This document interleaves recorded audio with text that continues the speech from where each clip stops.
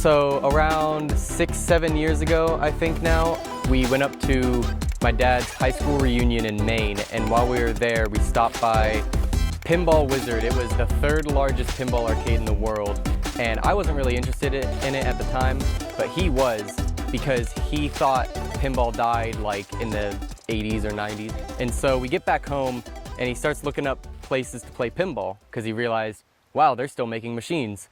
He wants to go play them. So we found a place up in Asheville called the Asheville Pinball Museum, and we started going there. He would play the pinball, I would play the video games.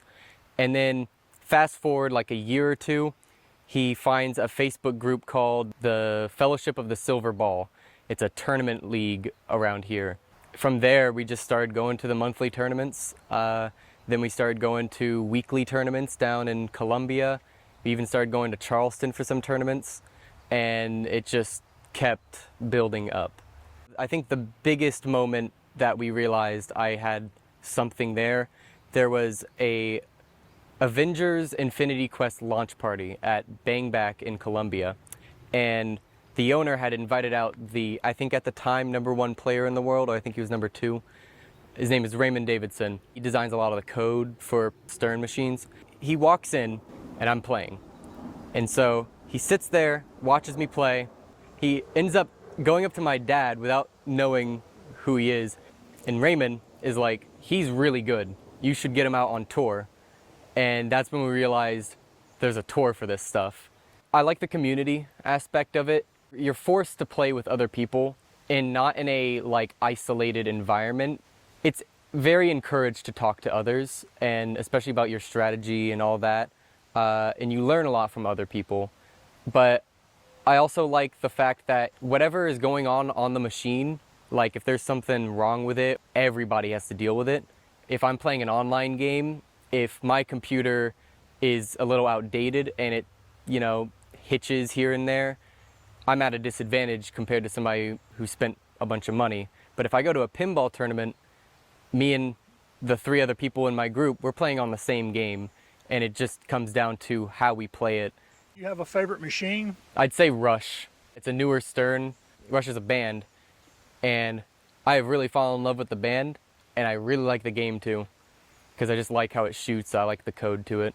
My favorite company is Stern. I like the way their games play for tournament reasons, and they make updating the code very simple. The games can get very complex, but they explain it. And some companies don't really explain how to do everything, and so I like Stern. But yeah, there's quite a few companies that still make pinball machines, and they all have their unique quirks about them. What's your next tournament? World Championships, actually, in California. Top 80 in the world get to go. Huge tournament. You were talking about you've been involved in theater since you were young. Remind me again, you got involved in theater when? When I was 6 years old, 2012, 2013, at Woodmont High School, Will Ragland was still teaching there, and he did Peter Pan. And I got Michael and got the theater bug, as they say. And I've been doing theater ever since.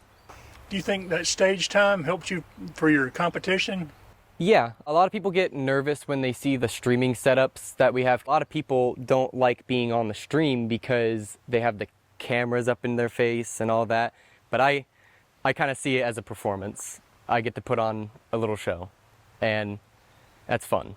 Were you surprised when you realized how good your son was at pinball? No, I wasn't surprised. He's been very good at other games. He's very smart. Our very first tournament, he did not finish last against all of the seasoned people that were there. I think we had 16 people, and I think he finished like 8th or something in the middle of the road. I mean, and this was back when he was 11 or 12. We knew he was going to be pretty good, and when he started getting some seconds, and we just knew that once he started winning, then he would start beating us consistently.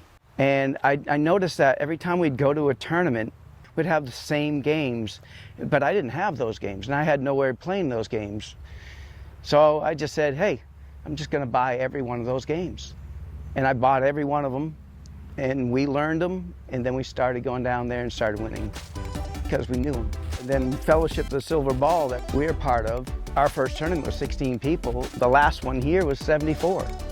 So it's growing to the point where we're having some of the largest tournaments in the Southeast at our house. It's free for the first time you come. You can play on a Friday night. We have practices on Wednesdays. You can come over and play for free. Join us. It's an amazing time, amazing people.